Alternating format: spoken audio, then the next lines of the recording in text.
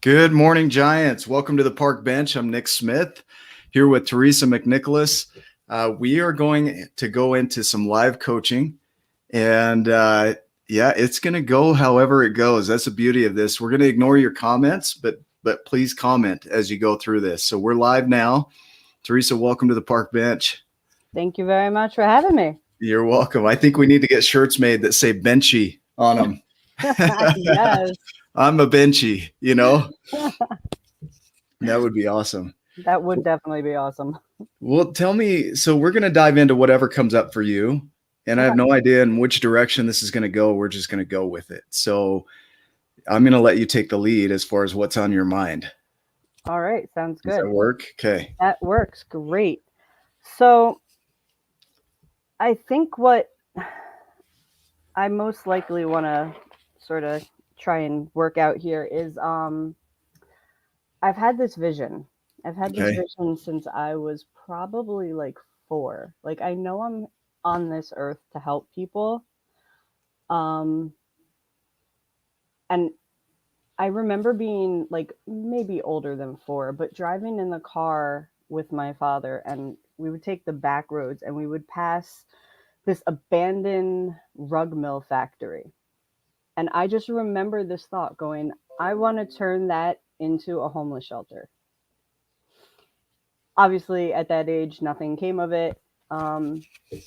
Years had passed. Obviously, it got bought out. It's housing now. But that still sticks with me. And now, all of a sudden, this vision keeps coming back to me. And I really do sort of want to create a compound of such where I actually even have a name for it. Yeah. Refuge for Lost Souls. Okay. And basically, I want to help the homeless. I want to turn it into like small studio apartments, but like 100 of them. Also have some kind of overnight stay, and like a donation center and soup kitchen, like all in one. But then also be able to help like animals and like abused animals. Okay. So you have this vision. You've had this vision since you were 4 years old to create this refuge, right? This compound. And so now the next steps are here, right? Yeah. So let's dive into that. The how probably keeps you out of action. It does, That especially question. when, that question is a hard one because Yeah. there's no finances, there's no location. I wouldn't even know how to get it started. But it's in me, and it's starting at this point in my life to like almost nudge at me like, come on, you're missing this opportunity. This is why we're here, kind of thing. Yeah. So as long as you stay stuck in the how to, you're not going to take any action. Because here's what I see in that. There are infinite ways for you to create this. So if you're looking for that right way, then you're going to stay out of action. What do you hear in that?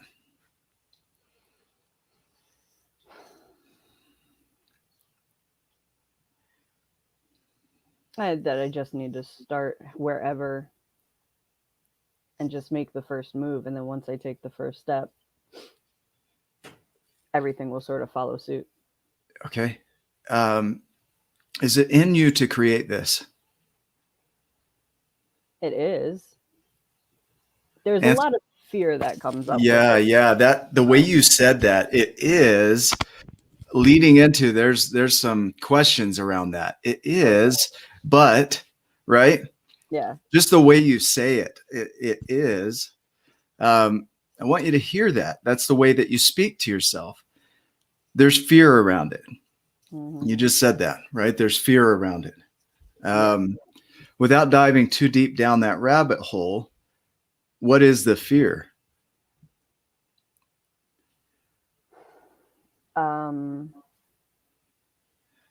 The 1 is change. 2, can I do it? Obviously, I don't have the resources to do it. Fear of the unknown. Yeah. Huh. You know, humans are primed for certainty. You know, this is stolen from Stephen McGee, powerful mentor and coach.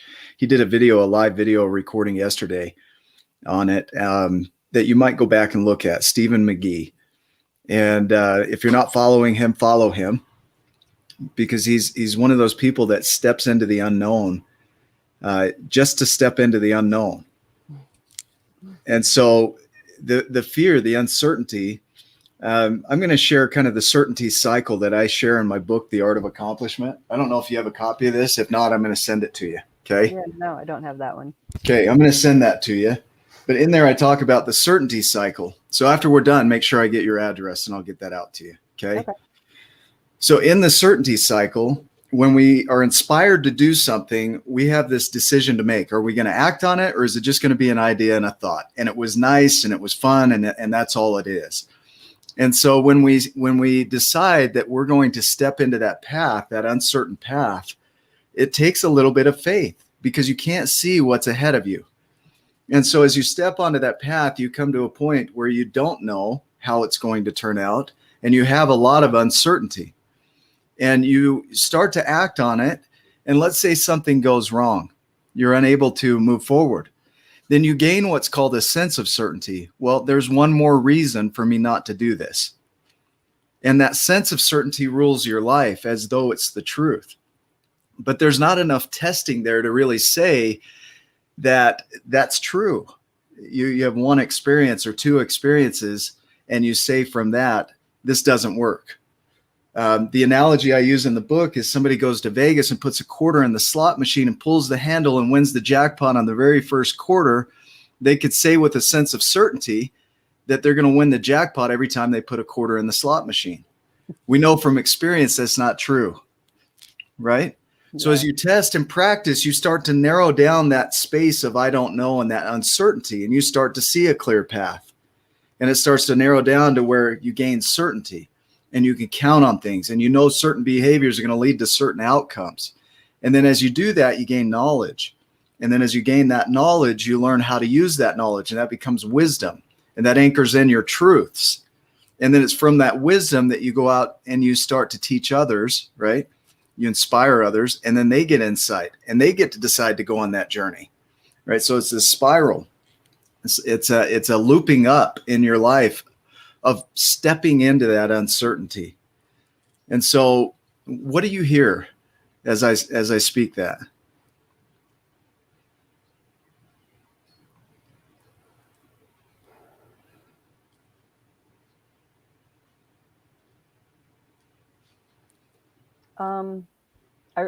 I sort of really got focused on the helping others part. Like that just keeps sort of sticking with me. And like as soon as you said that, my heart just sort of like, yes, that's what I want to do. I want to be able to inspire others and help others. And that's just where I got in a loop, and I got stuck there. Have you ever seen a seed that never sprouts? Yes. I eat them daily, almonds, right? As an example, never going to sprout. It's going to be digested and wasted in a way, right? All of that potential, it serves me energetically. It gives me what I need, but the potential of that almond seed is in a way wasted. And so you have this idea, this inspiration, and it's like that seed. And if it never sprouts and never starts to grow, then it's kind of wasted. It's an idea that just sits on the counter or gets eaten up, or somebody else acts on it. Somebody else goes and plants that seed. What are you hearing? That's not what I want. I want to do this. This is my vision. Well, this is the vision that keeps coming to me. I want to be the one to help people. That's what makes me feel good. And it's sort of funny because I've been listening to Les Brown lately, and he has this one saying that I'm sure he heard from somewhere else, I think, that basically your dreams, your visions, they come to you for a reason. And then if you don't bring them to life, then they die with you. And that always sticks to me. And I'm just like, yeah, I can't let it die with me. I already have so many regrets in life that I'm just like, I can't believe I let fear stop me and I never experienced this or that. And I'm just like, this is something that there's so many people out there that I could be helping, that I really want to be helping. And Notice the language. I want you to notice the language you're using. I want to be helping. I am without helping. That's what that word means. I want to be helping, which is a level higher than wishing. It's a level higher than that. But when you go from wishing to wanting and from wanting to creating, then your life is going to change. Then it goes to, I am helping people. I am stepping onto this path and creating it. I could tell you with the Giants, the League of Giants, Tribe of Giants, the book, all the books, it's always been uncertain in my mind. Now, somebody shared the other day, a good friend shared that I already know the path, but I don't know that I already know the path. oh, deep.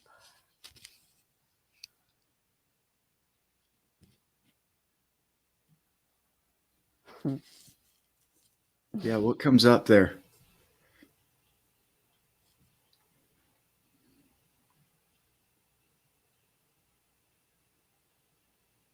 A lot. A lot. Yeah. Hang with that for a second. Let me continue this thought. Look at a tree. If you were to predict that tree's path, all the branches, all the twigs, all the leaves, every single one of them, from the time that it was a sprout, you'd have a hard time predicting the path, right? Yeah. But you can take a tree that's full grown and look at it and see every path that it took to become what it is. What if within that seed, that tree already was the way that it is? From the seed. That the tree didn't have to do anything more than just trust and step and keep growing.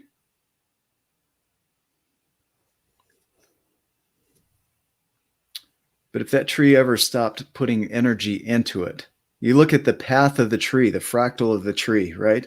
The branching of it, the bifurcation. I use that word a lot, bifurcation of it. If it hadn't pushed energy through that tree, you would not see the tree as it is today. You wouldn't see the pathways that it took to create what it is today. Because it wouldn't have put the energy. A crystal is evidence where energy once flowed and possibly still flows. A tree is evidence of where energy flowed. A dry riverbed is evidence of where energy once flowed. A moving river is evidence of where energy does currently flow. What are you hearing for you?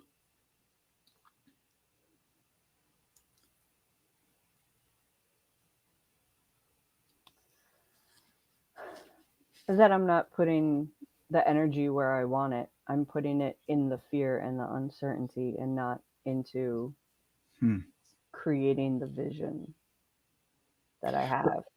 Let's say that time is nothing more than rotations of the earth.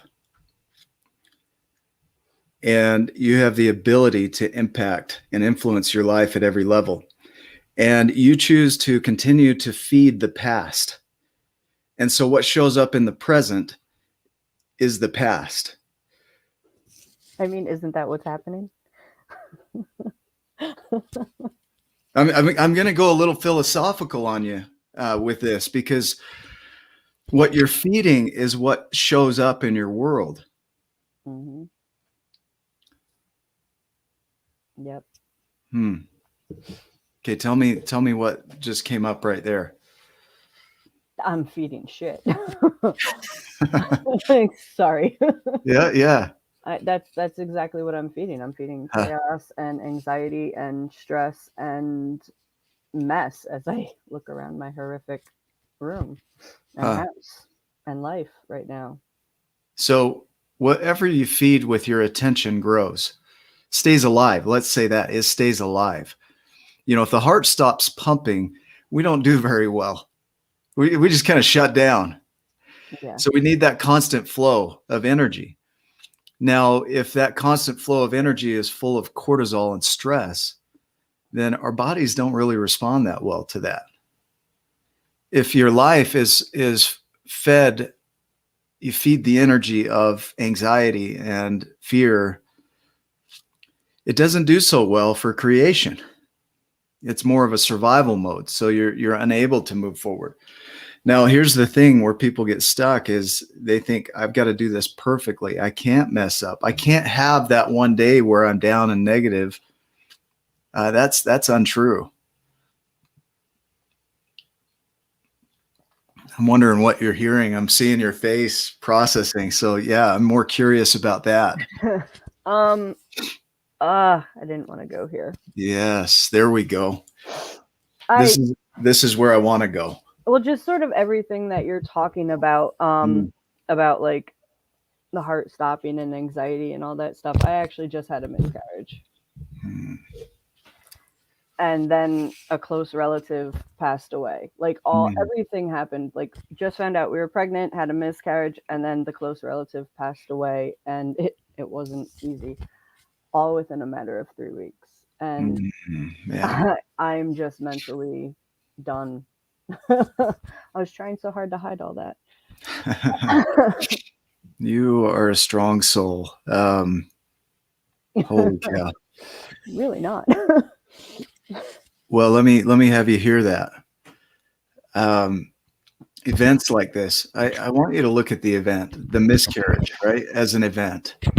Separate any meaning from it. Separate what it means for you for a minute and look at it as an event. The relative passing, the hardships that you label as hardships. Strip it of all meaning and look at it as an incident or an event that happened in your life that you get to choose from that event what you're going to do with it, right? That could mean that I'm done. That event could mean I'm out. I can't do this anymore. That event could mean I'm inspired to do something great because of that. The event, the miscarriage, the passing is really open to your interpretation, nobody else's. Nobody gets to do that for you. Nobody gets to come in and say, hey, you should be feeling like this. Just get over it. These events, these are shocking events. To me, that's my interpretation. I can imagine what that would feel like. And the word grace comes to mind, like, man, to go through that. I have a good friend, Amy Bingham, who's very open about the loss of her son. He took his life at 17, right? That trauma, for a lot of people, defines who they are. I can't move forward because I lost my son at 17, not Amy. Not only has she learned to manage grief, she learned to overcome grief. And not just manage it. There's a difference to overcome it, to not feel grief around that experience. I'm going to let you sit for a minute. What's coming up? That I wish I could do that. I need to learn to process it and not force it down. That's what I've done with everything. With honestly, every emotion, I tend to just you stuff it. I eat. Okay. I'm an emotional eater, so I binge it down. Yeah, let's talk about that. Why? What does that do for you? It numbs me out. I don't have to feel it. Yeah. It's too. I feel like, and I even shared a post not too long ago that like I'm so afraid to feel my feelings because if I feel them, I'm going to explode. And this whole 3 weeks has just been too powerful for me. Yeah. Wow. I actually just asked for a leave of absence from my job because I just can't function. Yeah. I can't function. And yeah. Teresa, this is going to serve a lot of people to hear this. Those emotions are what we're running from. And whether it's numbing through alcohol or drugs or caffeine or food or work or electronics or Facebook, it doesn't matter. It doesn't matter the tool you use to numb it. It's still numbing. It's not wanting to fully feel those emotions because the meaning is it's too intense. I can't do it. And yet here you are.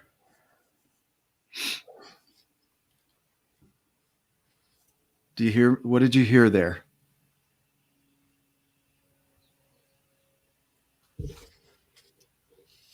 I didn't hear anything. What did you hear inside of you? You just shut down. Yeah, I shut down. Yeah. Okay. It's okay. Man, I'm sure in the comments, I can't see this, but I'm sure there's people holding you right now through this. The challenge is to decide what you're going to do with that information, right? That event.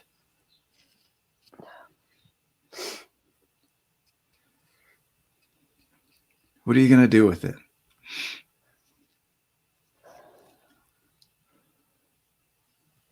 I'm honestly hoping that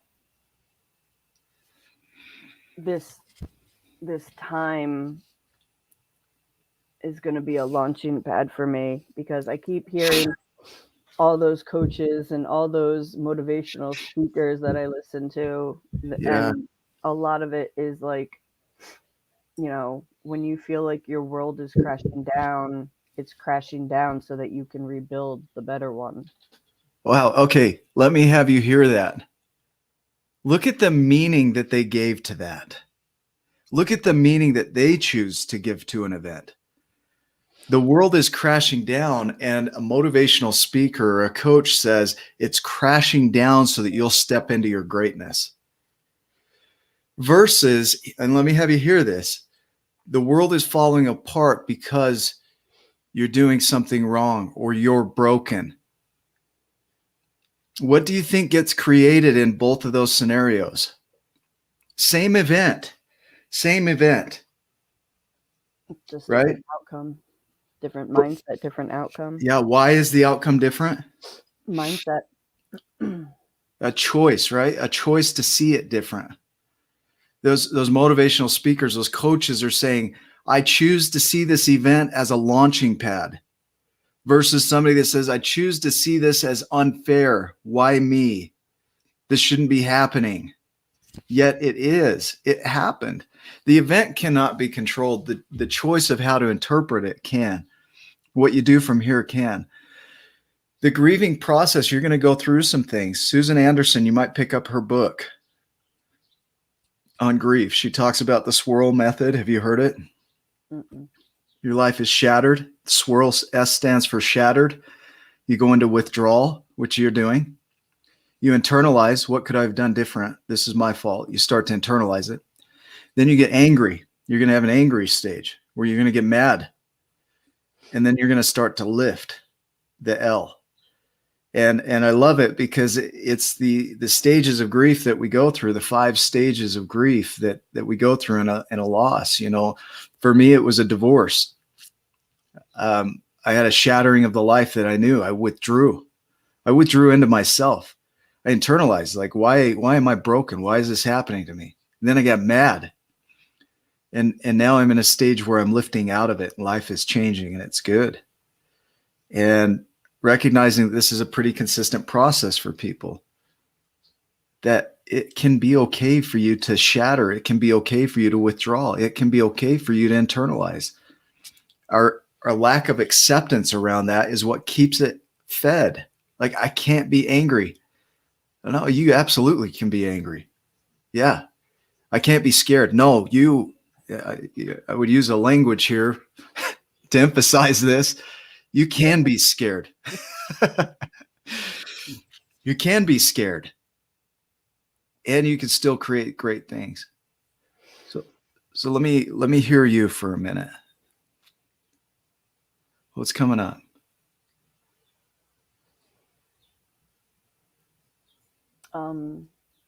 while you were talking, it was the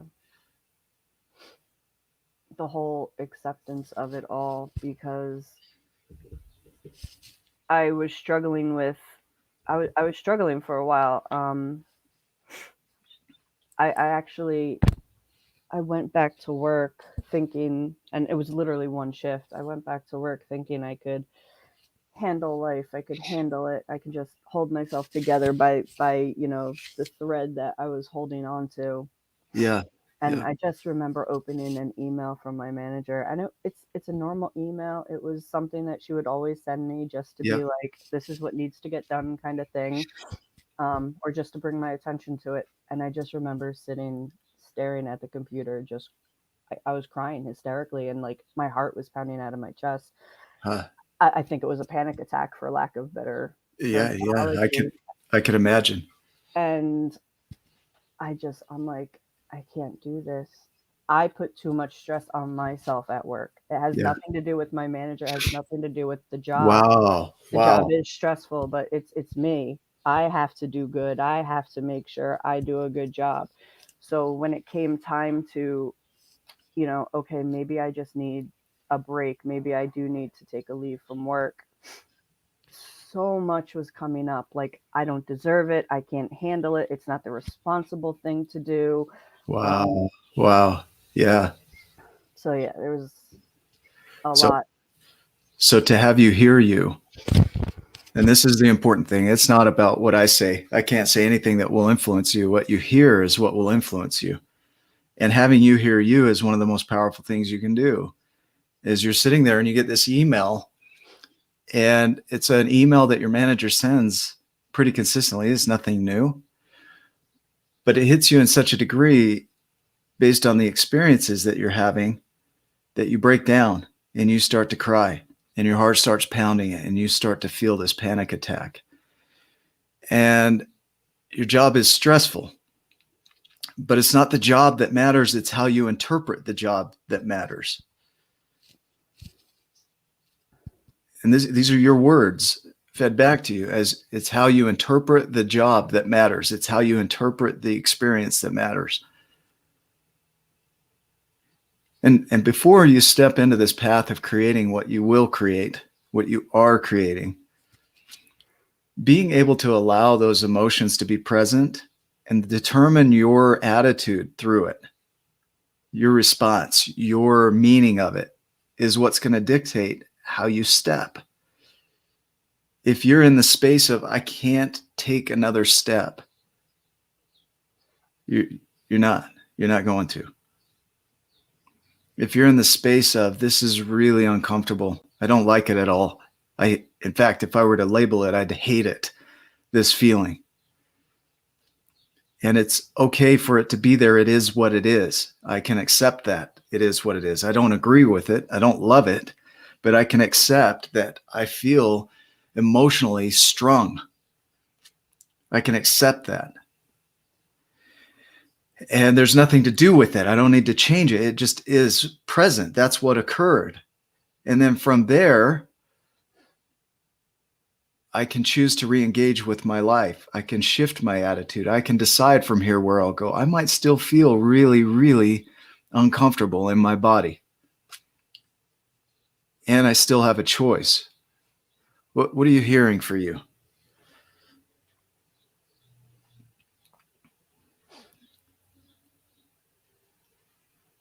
Just that I'm in that spot right now where I have the choice. Huh. I have the choice right now where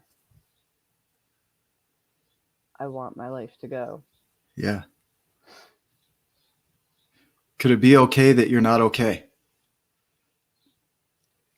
I'm working on it. I can't give a full yes yet, but I'm working on it. Yeah, that's okay. Can it be okay that you're working on it? Can it be okay that you feel unworthy of a leave of absence?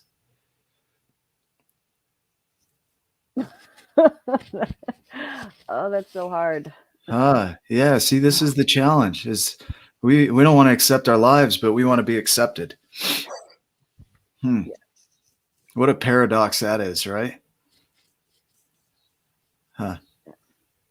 accept me, but I can't accept what is. Even if what is interpreted horrible. The loss of a child, the miscarriage.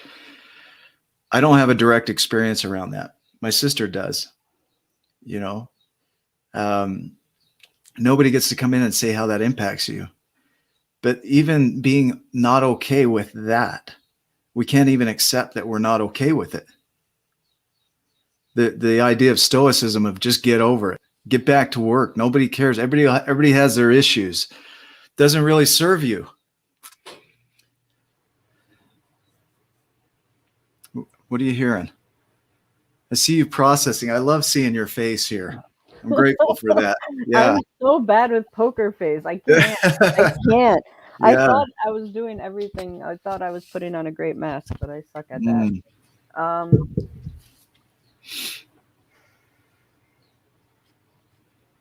It's not, and this even came up, like I said, when you were talking.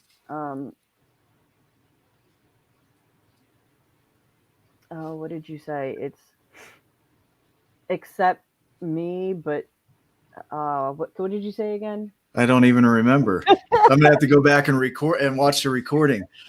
But it was something like, basically it's me. It's not the circumstances that it's me. I'm asking people to accept me, and I can't even accept me, no matter what the circumstances are. Can you see how you could beat yourself over the head with that statement? How can people accept me if I can't even accept me? Yeah. Like how you could use that as a bludgeoning tool for your life. Yeah. Yeah. Right. There's no judgment in that. The space is that, yeah, that is a valid question, is how can people accept you if you don't accept you? So where would you begin from there? The opening question would be, how can I accept myself more? How can I step into acceptance of what is? How can I be at peace with the loss of a child? How can I be at peace with the loss of a loved one? How can I be at peace with I am in this job that is stressful? How can I be at peace that I haven't taken steps to create this vision that I had when I was 4 years old? How can I be at peace with that?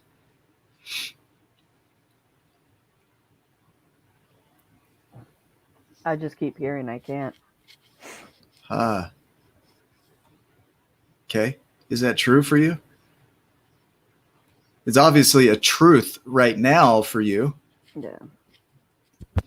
But is that true? Because that's where I'm at right now. It's and I think it's always been true, especially for the miscarriage. Like, it took 10 years for us to get pregnant with my first kid, my first son, Sean, who's now 3. Yeah. Yep. And it struggled so long. And the whole time we were trying to get pregnant, I just constantly said, I'm like, I will not survive a miscarriage. And I mean, I didn't even have time to process the miscarriage, because literally we first, like, oh, hey, you're pregnant. And then something happens with the aunt, and then it just snowballs down, and she's in and out of the hospitals. We have to clean her house, and we have to clean up everything. And, you know, all this stuff is going wrong. And then she's back home and she falls again. And like, there is no time or space that I have even processed the miscarriage. And at this point, I mean, now I do, but I'm almost so scared to, because I think it might take me out.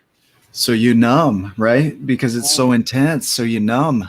And I think you're going to see some shifts in your life in a lot of ways that you didn't expect from this conversation. Yeah, in a lot of ways. I would venture to say and predict that Teresa is going to show up a little different here. And in a lot of ways, that instead of running from the emotions, that she's going to fully allow those emotions to be present, and fully allowing those emotions to be present, that addiction to the food is going to be shifted, transmuted, transformed, right? The energy isn't created or destroyed, it's transformed. So that energy is going to be shifted in a way that Teresa is going to show up not only physically, but emotionally in her life for herself and others. I'm making a prediction here. And whatever doesn't fit, you just set on the floor and or put in the closet and hang up. And when it feels like it's time to put it on, you can try it on. But for now, whatever doesn't fit, you just put in the closet. Don't throw it away. But I see this vision of you stepping into accepting that, man, life can feel pretty shitty. Life can feel unfair. Life can feel whatever we want life to feel like. The reality is that events occur daily, that we get a chance to decide how we're going to interpret that, what it means for us. And as soon as Teresa steps into this space of, wow, I have a say in how this turns out, that I no longer have to run away from these emotions, that they can be fully present and they can be as uncomfortable as they're going to be, because those chemicals running through your body can be really uncomfortable. And that I can allow those to be present and I can show up fully in my life.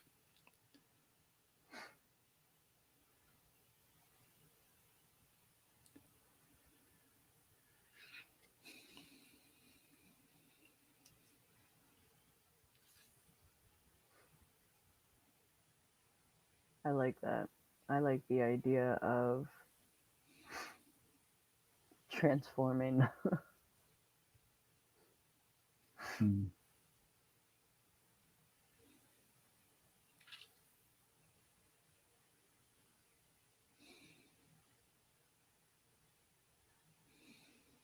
That's what I need right now. I need a transformation. I would venture to say that you already have that transformation within you. You are the transforming machine. If it were a machine, right? That energy comes into you in whatever form it comes in. And Teresa is like, shift it, and it becomes something different.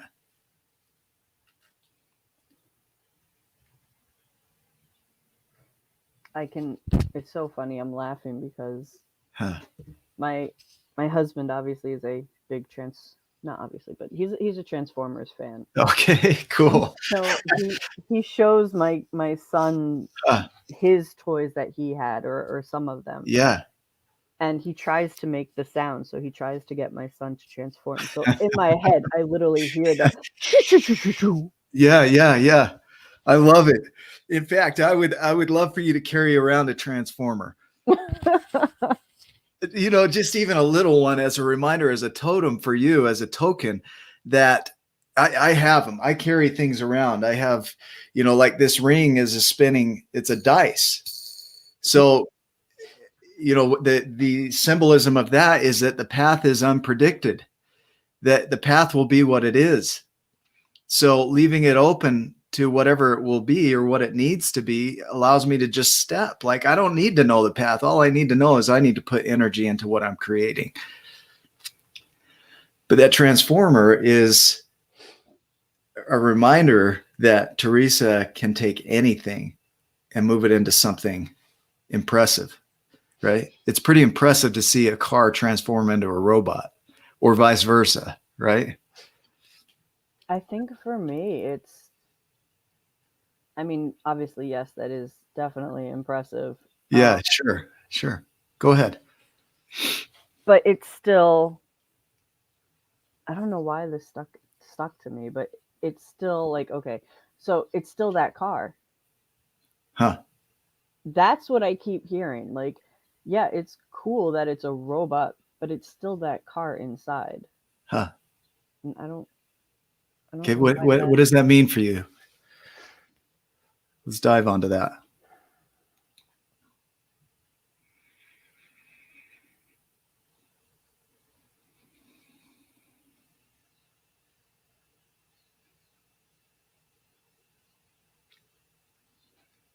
I think I'm afraid to change because I'm afraid it's going to change me.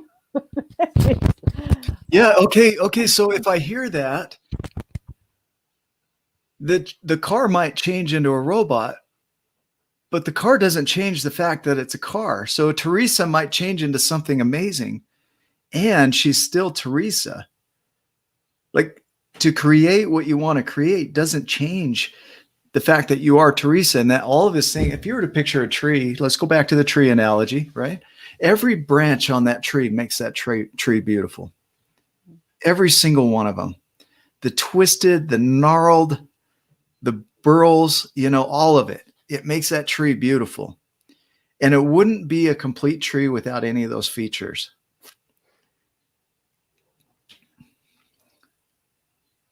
What do you hear in that?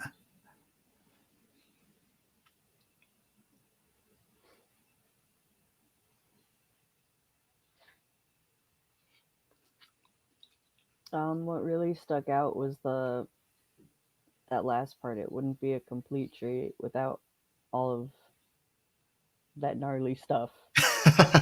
So like Yeah. all the crud. Yeah, I mean, we can use language here. I mean, it's fine. All that fucking shit that happened in the past. Yeah. And even recently, it's forming me, to be able to help people. Yeah, the beauty of Teresa's tree is all of that stuff, all of the hard stuff that you've been through, all of that, all of the good stuff. The numbing with food is also part of that tree. And accepting that that tree wouldn't be as beautiful as it is without all of that.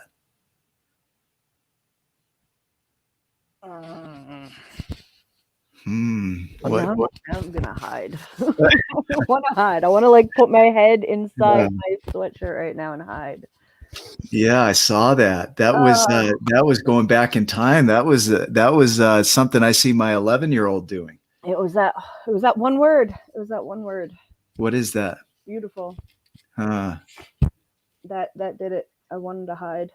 Yeah, yeah. Huh. Wow. Don't hide it. I want to hide. Crawl under my desk right now. Huh. Because I know you're gonna dig. I'm not gonna dig. I'm not gonna dig. I'm gonna let that just be, because you know where to go with that. I'm not gonna dig. I want you to hear that tree is beautiful because of everything. I want you to let that just be with you.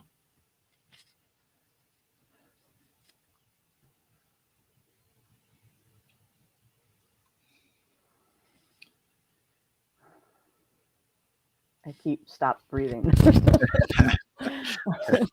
Yeah. So, and can that be okay?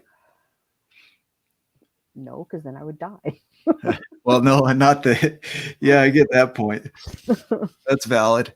Can it be okay that you feel what you're feeling right now? Can it be okay that you're resisting feeling beautiful? Can it be okay that you're resisting that you want to hide? Can it be okay that you want to hide behind your sweatshirt, that you want to crawl under the desk? Can that be okay? Yes. Yeah. That is where your power is going to come in. Can it be okay that you're having a hard day, that you get an email and you break down and cry? Can it be okay that you're struggling with the loss of a child? Can that be okay? Can it be okay that you are exactly where you are in your life right now? That it doesn't look like what you had in mind or thought it might look like, or what you have in mind? Can you be okay? Yes. I love your self-soothing. I see you doing that. Ken, I'm trying to hide. Yeah, no, these cameras are beautiful for that. Yeah, self-soothe. Food is a beautiful thing. It's a beautiful thing. I enjoy food. When we use it as a crutch to numb, then it loses its beauty. It just becomes a numbing agent, right? And just sitting with that food and enjoying it for the beauty that it is takes us out of numbing and into experiencing. So don't stop eating, but really enjoy it. Like slow down with it. Does that make sense? Yeah. Don't stop. Yeah. Don't run away from the emotion that you're experiencing around the miscarriage. Fully experience it. What does it feel like? If you were to describe that to an alien that's never felt emotions before, and they come and they're like, hey, what does it feel like to feel? And this thing that you call grief, what is that? What does that feel like? And to describe it to them in a third person, not in the space of this is who I am. I am this. I am anxious. I am scared. That makes it an identity.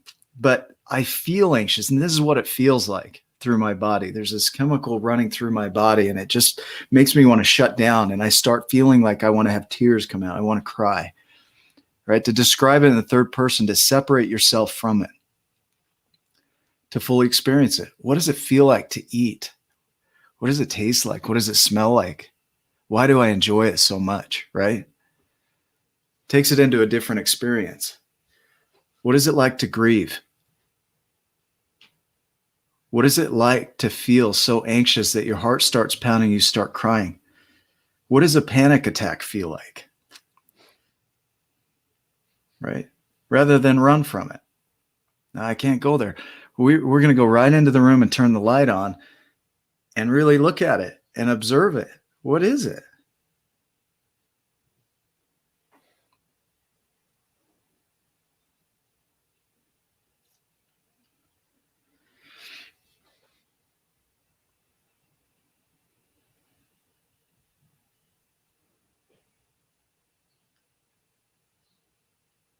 Stinks. Man.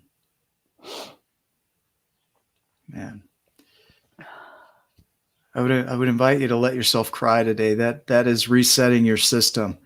It's healthy for your system to do that, to allow yourself to cry, to break down, to let it flow. And when you can, to re-engage. And then from there, your vision that you have, you'll know what to do. I don't think it is a question of how to.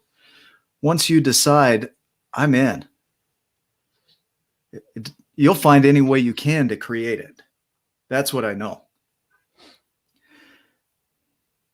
But for a moment, it's okay for you to pause and just be with what is, what you're experiencing, right? What are you hearing in that? The approval. Okay, whose? Hmm? Whose approval? Well, right now yours. Yeah, mine doesn't matter. Well, just hearing yours makes Yeah. it okay for me. Okay. Yeah.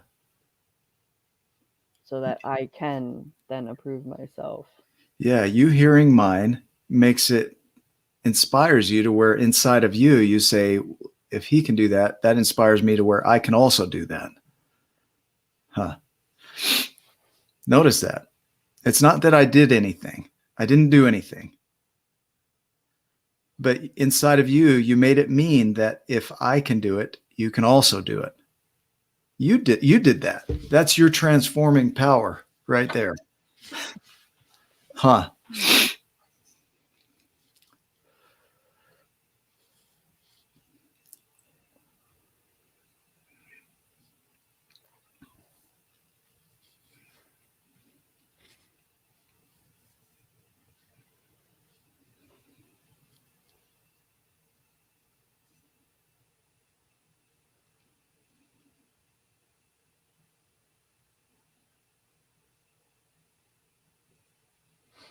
Oh.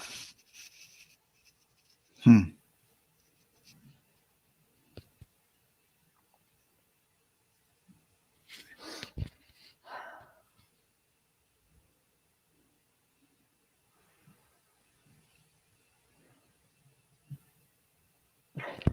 It's so hard for me to accept myself. Notice the language of that. And so what becomes reality? It's so hard for me to accept myself. What becomes the reality from that statement?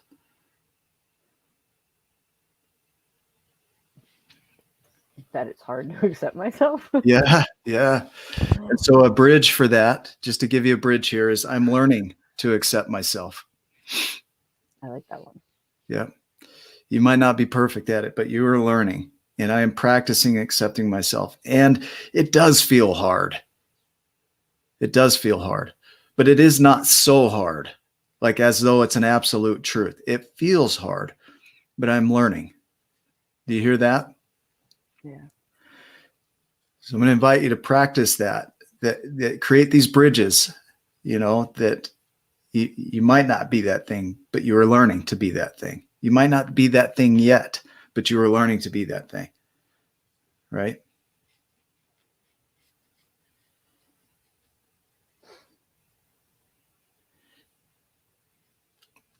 Yeah, you're going to have some processing after this.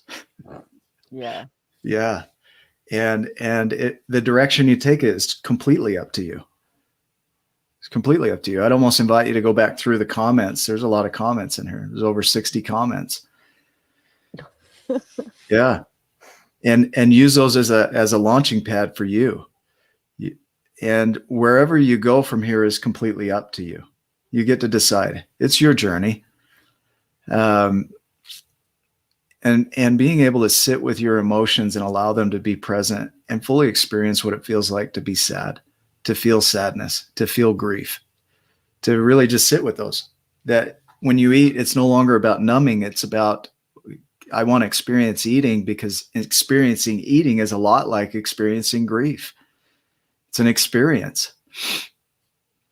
Does that make sense? Yeah. Yeah. Yeah. Huh.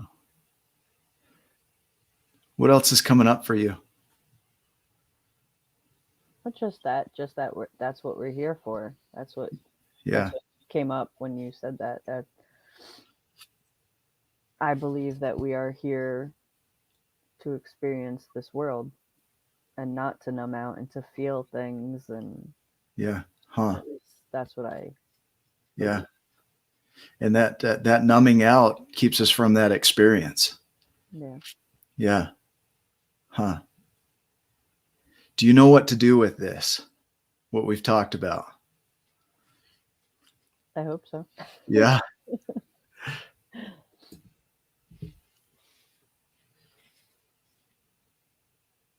What came to mind right there? That first thing to do, that first thing to sit with. I just wanted to use this as a launching pad. So I have to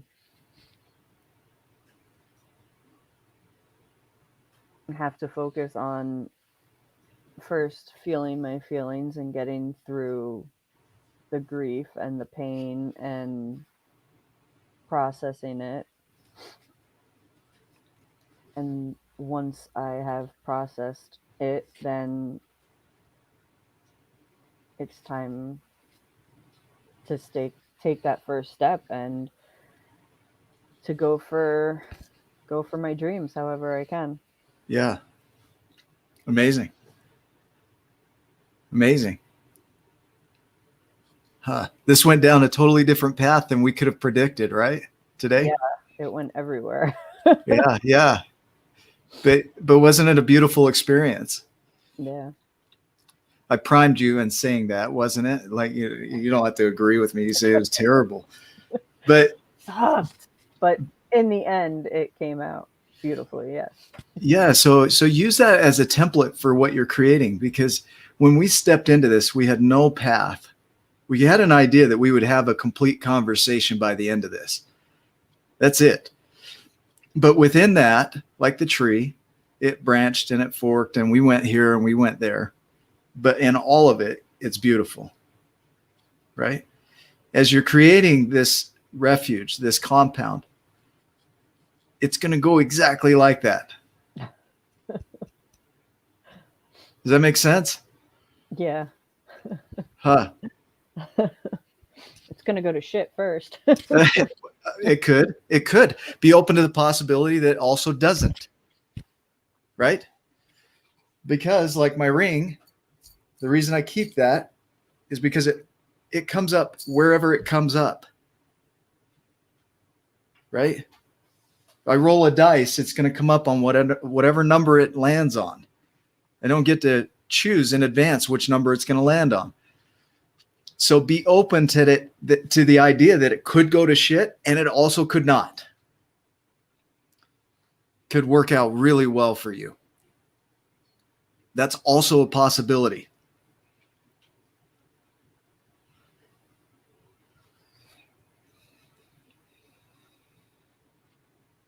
And I have to be okay with both of those scenarios. Yeah.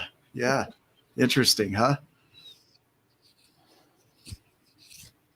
Because it's in that neutrality that you're going to continue to step. Yeah. Because if it means something, when it goes to shit, if it means something, then you're going to stop stepping, and that energy is going to stop growing, and that tree is going to die. And so as much as you can, be in acceptance that it turns out the way it turns out, and you can adjust and adapt.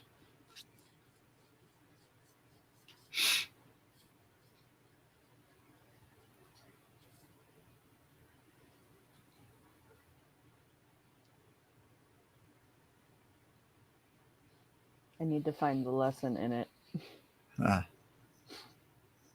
Or not. That's also a possibility.